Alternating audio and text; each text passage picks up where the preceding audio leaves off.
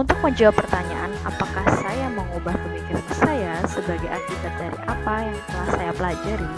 Jawabannya adalah iya. Saya mengubah pemikiran saya sebagai akibat dari apa yang telah saya pelajari. Sebagai contoh, terdapat beberapa hewan yang ada dalam video ini. Untuk menilai bagaimana kehebatan dari hewan-hewan tersebut, apakah kita bisa memakai satu pertanyaan saja?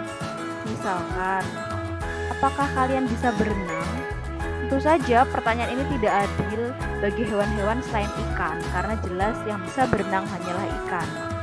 Lalu kita tanya kembali, apakah kalian bisa berlari? Jelas, pertanyaan ini tidak sesuai dan tidak bisa dilakukan oleh ikan maupun burung.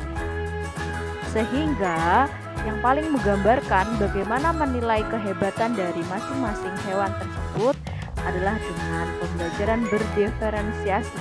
Maka penilaiannya pun harus kita sesuaikan dengan kemampuan dari masing-masing hewan tersebut. Pertanyaan selanjutnya yaitu bagaimana perubahan pemikiran tersebut berkontribusi terhadap pemahaman saya tentang implementasi pembelajaran berdiferensiasi.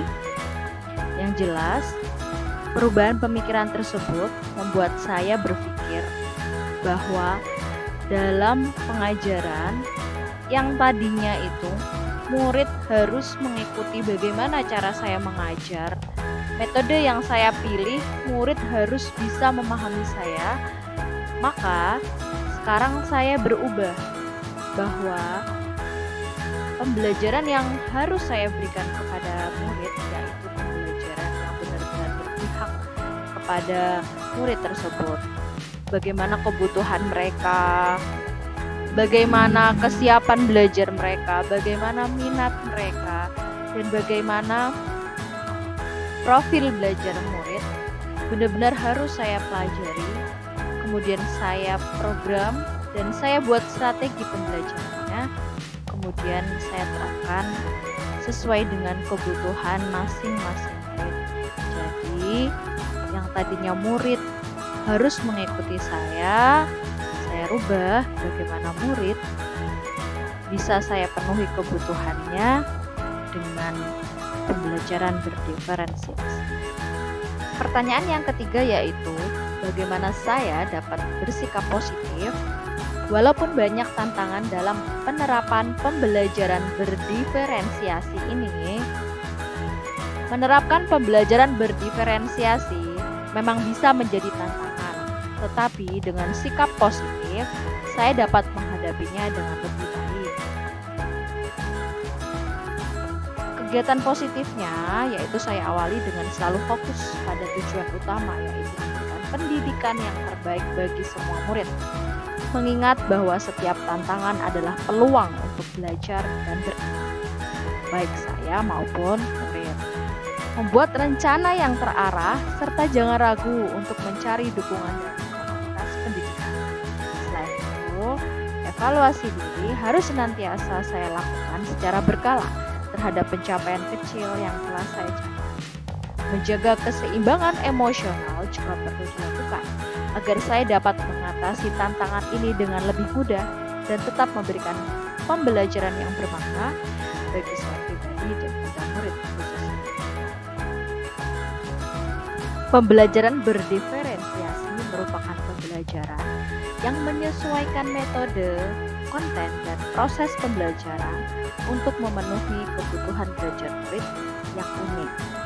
Tujuan utama dari pembelajaran berdiferensiasi adalah untuk memaksimalkan potensi setiap siswa, mengurangi kesenjangan belajar, dan menciptakan lingkungan belajar yang nyaman untuk setiap murid. Murid dapat merasa dihargai dan termotivasi.